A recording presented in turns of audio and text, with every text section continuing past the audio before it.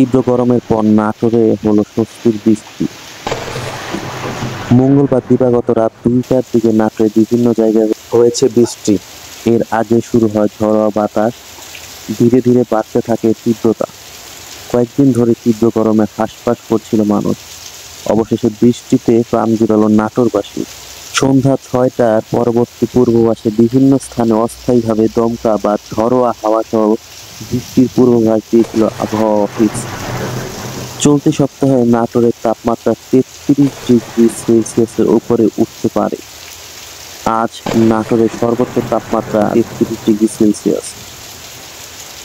বৃষ্টি, বজ্রপাত হচ্ছে, ঝড়োয়া বাতাসও। গত কয়েকদিন আগে বৃষ্টির জন্য নাটোর সহ সারা দেশের মুসল্লি কিরামরা ইস্তেসকারের নামাজও পড়েছিল।